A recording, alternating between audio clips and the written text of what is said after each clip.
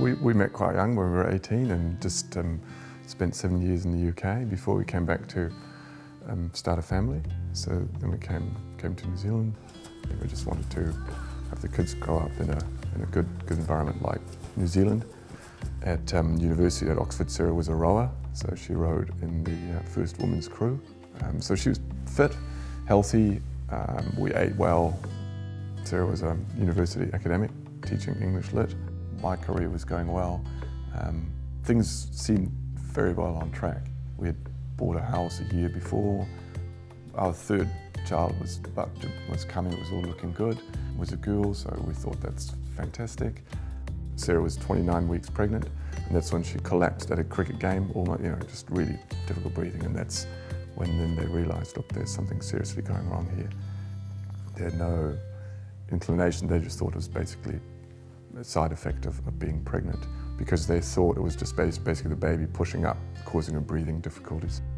We went to hospital that day. They did an X-ray and then realised that there was a massive tumour all over her lungs, and it was in her heart and various places. 2 days later, they did various tests. 2 days later, they finally diagnosed and said, yes, it's and small cell lung cancer, stage 4 is unfortunately the worst. They had hoped it was something different. They hadn't detected it beforehand at all. Yeah, so it came as a total surprise and shock out of the blue. And the doctors said 8 to 12 weeks to live. They didn't want to do anything. They basically said, go home, we'll try and get you stable. Go home, spend time with Amelia and the family you've got, 8 to 12 weeks. There's nothing we can do. Stage 4 lung cancer, the type she had.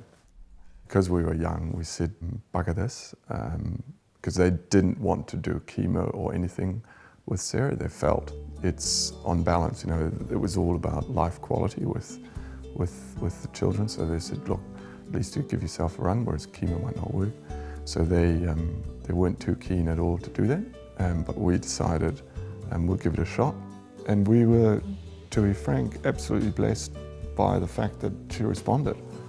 I think her body took a massive beating, because having a cesarean, then it had spread to her ovaries, and again, the doctors weren't keen to operate because they felt there's no point.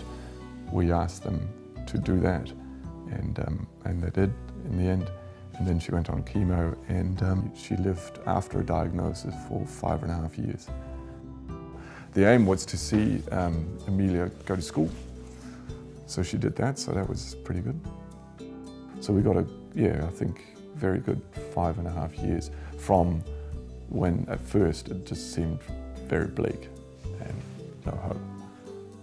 Personal ambition was always to write poetry. So she had written a little bit, but just didn't have the time. She did write through all the 5.5 years, and I think in a way that kept her going as well. Very humble. And even in her poetry, I think she never pushed it hard. I find myself pushing it harder than she does. She was always saying, oh, well, I'll just write my book and people either like it or they don't. Coping with relationships, motherhood and serious illness, in her case cancer, are among the experiences Sarah Broom reflects on in her poems. So they stood there, the little one lost in any case in this too white world, his 2 cold hands stiff in his wet wool gloves, his feet stuck somewhere miles down below. It is incredibly, incredibly hard to have hope when you've been told that an illness is terminal, but people have cured themselves or been cured of every single kind of cancer, and whether it's only 1 in 100,000 or whatever, there's always still some hope. I think it has a massive effect on your chances. Yeah, so thankfully we had insurance, and again, not any insurance, but actually good insurance that was pretty comprehensive. We basically could do what we wanted to do medically, and you could try it because we wouldn't have to worry about the money. And it was quite fortuitous because we signed up, I think, in December. In February, Sarah got diagnosed. So I was really, really worried that the insurance would make this really, really hard when I realised we have insurance, and they didn't.